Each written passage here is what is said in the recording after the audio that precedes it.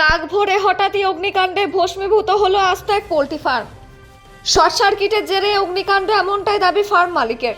প্রায় 1.5 লাখ টাকার ক্ষতির আশঙ্কা প্রকাশ করা হচ্ছে। জানা যায় লাউদুহা ফরিদপুর থানার অন্তর্গত পলাশবুনি গ্রামের অদূরে অবস্থিত একটি পোল্ট্রি ফার্মে মঙ্গলবার ভোর 3টে নাগাদ শর্ট সার্কিটের জেরে হঠাৎই আগুন লেগে যায়। আর সেই আগুনের লেলিহান শিখায় নিমিষেই পুড়ে ছাই হয়ে যায় আস্ত একটি পোল্ট্রি ফার্ম। মৃত্যু হয় ফার্ম ভর্তি মুরগির। ঘটনার প্রসঙ্গে ফার্ম মালিক এসকে শামীম জানায়, মঙ্গলবার তখন ভোর 3টে সবে আমি এবং আমার সাথে থাকা এক ব্যক্তি দুজনে ঘুম থেকে উঠে ব্রাশ করে মুরগিগুলোকে খাবার দিচ্ছিলাম। পরে আমি পাতকর্মের জন্য পুকুরের দিকে চলে যাই এবং আমার সাথে থাকা আরো একজন সে মুরগিগুলোকে খাবার দিচ্ছিল। তারপরে আমি ফিরে এসে দেখি হঠাৎই শর্ট সার্কিটের জেরে পোল্ট্রি ফার্মটির এক পাশে আগুন ধরে যায়। নিমেষে এসে আগুন দ্রুত ছড়িয়ে পড়ে গোটা পোল্ট্রি ফার্মে।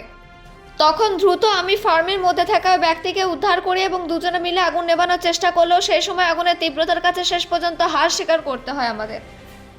শামীম বাবু জানান, প্রায় 1.5 লক্ষ টাকার ক্ষয়ক্ষতি হয়েছে। কাতর সুরে সরকারের কাছে আবেদন করেন যদি সরকার থেকে কিছু সাহায্য করেন তাহলে সে আবার আগের অবস্থায় তার ব্যবসা চালু করতে পারবে।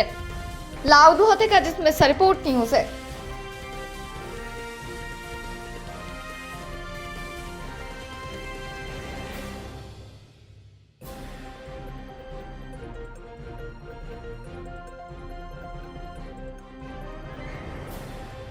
আগুন লাগলো বলতে আমরা দুজনে ছিলাম ফার্মে।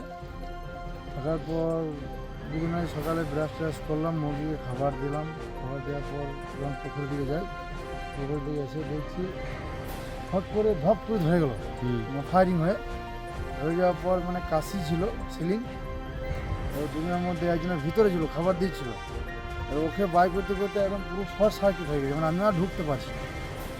ঢোকার পর একদম দুটো করে এত চলে গেলো, দুজনে তো পাম্প নিয়ে পরে কোনো হালে এত ধরো ভোর দিকে 3টে দিকে নাগাদ হয়েছে। এত তাড়াতাড়ি এত লোক পাওয়া যায়নি। দুজনে মিলে ওকে বাঁচাবো না ছা বাঁচাবো না ফার্ম বাঁচাবো, এই পজিশন। একটা মানুষ যদি মারা যেত তো আমার এত টাকা 1.5 লাখ টাকা মাল ধরে চলে গেল, নিজের কিনা মাল। আচ্ছা, প্রায় 1.5 লাখ টাকার মুরগি ছিল। 1.5 লাখ টাকা মাল ছিল আমার। ছেলে পাশে কাগজ আছে। আমি একটু আবেদন করবো পুরো থেকে যদি সরকার থেকে হোক, ইলেকট্রিক অফিস থেকে আমার যদি কিছু সহযোগিতা করে তা আমি পরবর্তীকালে আমি ব্যবসা চালু করতে পারবো। কি নাম তোমার? আমার নাম এসকে শামীম।